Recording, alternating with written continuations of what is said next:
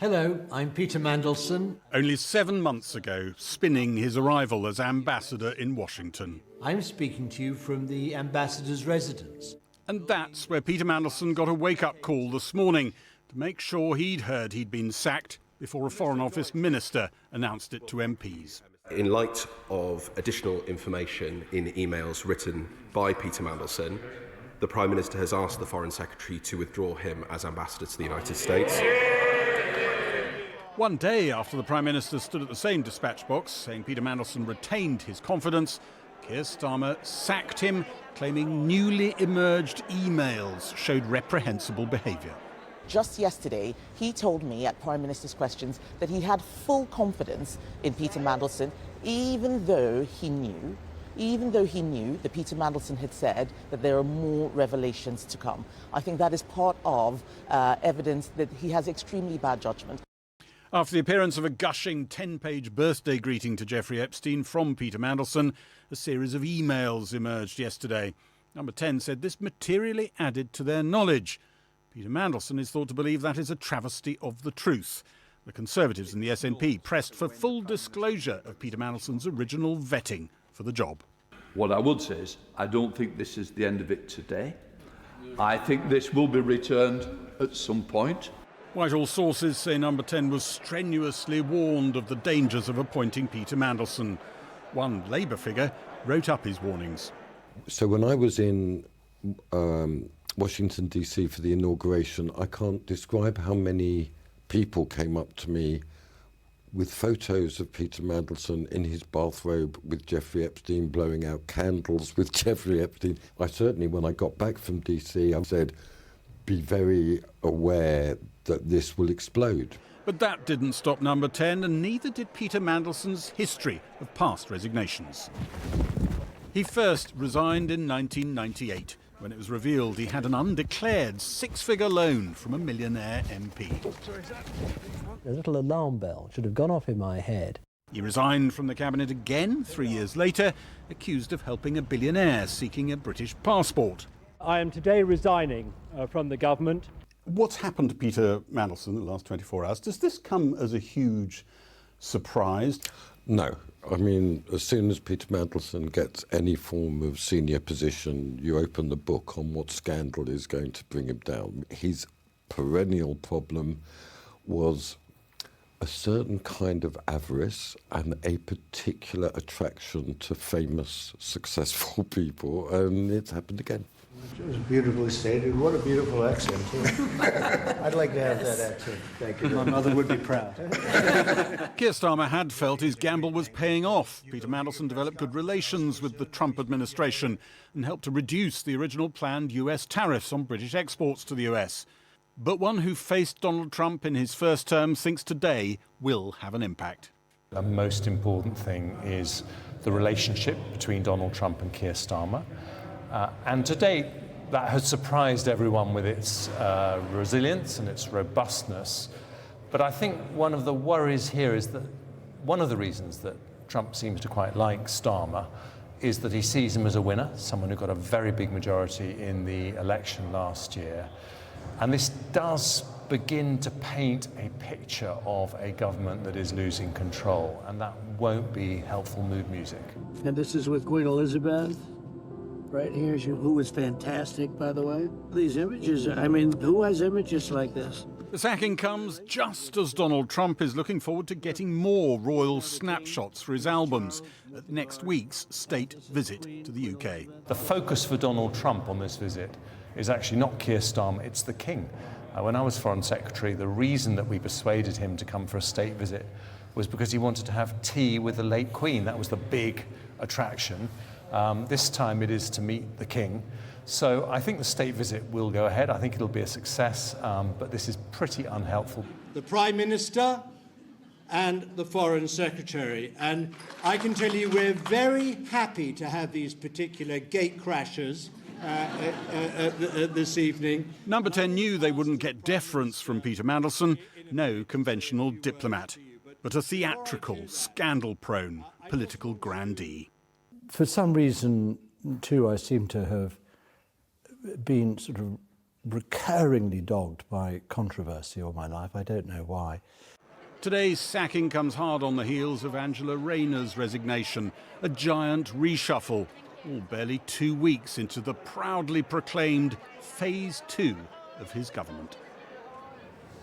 Well, earlier I spoke to Lewis Lukens, who served as US Ambassador to the UK and a long-time Deputy Chief of Mission at the US Embassy in London. I asked him if Lord Mandelson would be missed. Well, on the one hand, I think he was a very popular figure there and obviously knew the ins and outs workings of Washington very well, but he hadn't been there very long.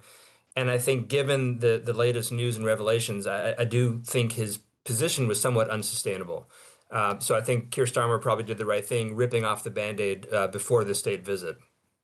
You know, Donald Trump, I don't know what his relationship was with Peter Mandelson and how close they were, but I think he will be happy to see Peter Mandelson go because it'll be one less Epstein-related distraction in Washington for the president. But you don't think that people will say, well, Peter Mandelson's quit over Epstein, so why don't you, sort of thing? Well, there seems to be more of a paper trail between Epstein and Mandelson than there is between Donald Trump. And I mean, that remains to be seen. And I think, you know, the evidence is still trickling out. And but Donald Trump's, you know, his approach is deny, deny, deny. And it's sort of saved him so far. I don't think this is a scandal that actually brings down President Trump. But I think people who are in less, you know, powerful positions, including the UK ambassador to the United States, are likely to fall by the wayside if the president doesn't. How embarrassing will it be with the state visit next week that, you know, Mandelson would have been right at the heart of preparations, wouldn't he? He would have been. He would have been center stage in all the meetings and all the pomp and circumstance. And I think his presence will be noted. Obviously, I think given the news that's come out this week, I think everyone is probably happy that he's not going to be in the middle of all these events.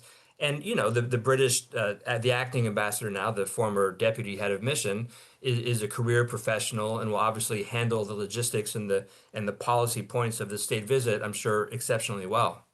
Donald Trump got on really well with the previous ambassador, Karen Pierce. Do you think she should make a comeback because she was happy to stay on? Yeah, look, I mean, this is the prime minister's decision. Obviously, there's no shortage of extremely well-qualified Brits who have strong connections to the United States and would be very effective ambassadors. And, you know, we've seen Keir Starmer cozying up to Donald Trump. You know, some have found it some on the left have found it distasteful almost. But does that relationship remain as strong as ever, do you think, whoever becomes the next ambassador? Yes, I think so. I think Keir Starmer has absolutely done the right thing. I mean, the reality of the politics and the world that we're in right now is that foreign leaders have to, you know, cozy up to Donald Trump, and they have to flatter him, and they have to play to his ego. And I think Keir Starmer has done that very effectively. It may be somewhat distasteful, but it's what has to be done these days to get along with Donald Trump and to try to avoid punitive trade wars and the rest of it. And I think that relationship does appear to be genuinely close, at least from Donald Trump's point of view. And I don't think that will be affected negatively by Lord Mandelson's firing and you know, having a gap in that position for a while. Lewis Lukens, thank you very much for joining us. Thank you. Well, as we've heard, the sacking of Peter Mandelson followed the resignation 6 days ago of Deputy Leader Angela Rayner. Labour MPs appear to have whittled down the number of competitors in the race to replace her. Lucy Powell and Bridget Phillipson both cleared the hurdle of each needing the backing of 80 MPs. Bel Ribeiro-Addy said she did not secure enough votes to make the next round, while Paula Barker and Emily Thornberry pulled out of the race today after Alison McGovern did yesterday. Well, Bel Ribeiro-Addy joins me now. Bel Ribeiro-Addy, I'll come to the deputy leadership race in just a second, but I want to ask you about Lord Mandelson's resignation first. Downing Street had plenty of warnings about his relationship with Epstein. He should never have been appointed, should he? I think that's going to be the view of quite a few people, particularly perhaps those members in our own candidate processes that at some point in time may have been stopped for standing or being in a particular position. It was known that he was a high risk in terms of appointment, yet he was appointed anyway, and it's really unfortunate that it seems at times there's one rule for some and another for others. But yes, it's right that he's sacked. He didn't resign.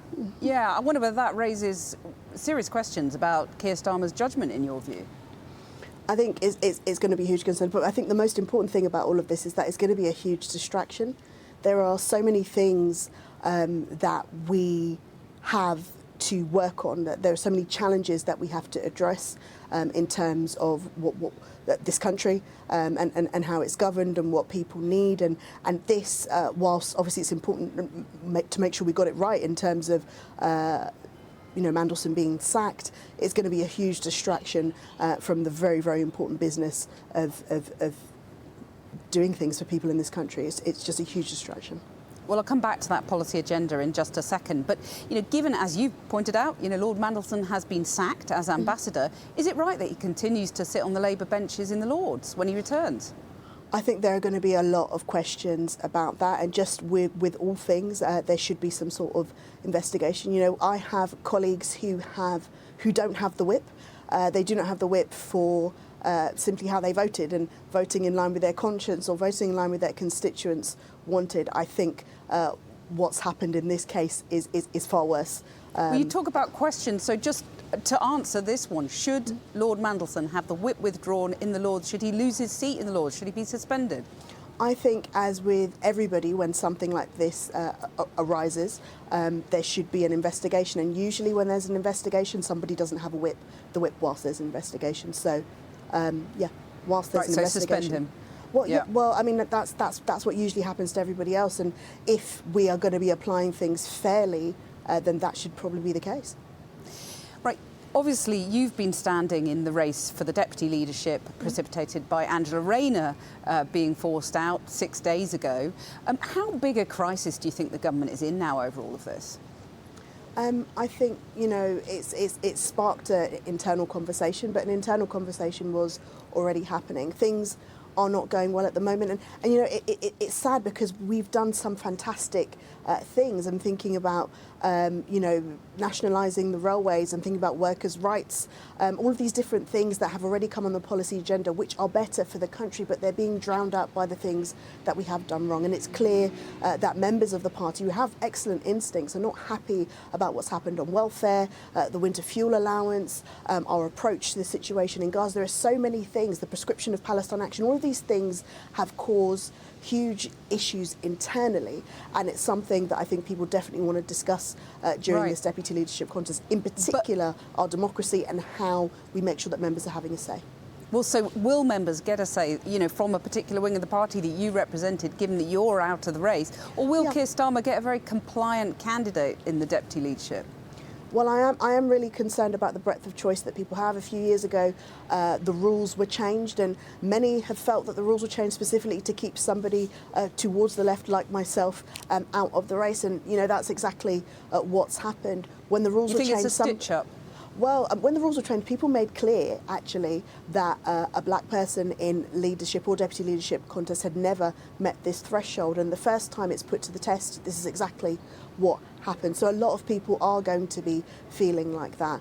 And, I think the members should have been given a chance. But a lot of people think that because we're in government, we shouldn't be having this discussion, and that this discussion looks fractious. But I believe that we are, intelligent and evolved enough to be able to disagree without people thinking that it's disloyalty. It doesn't have to be like that. We should have had a conversation. We shouldn't have had a coronation.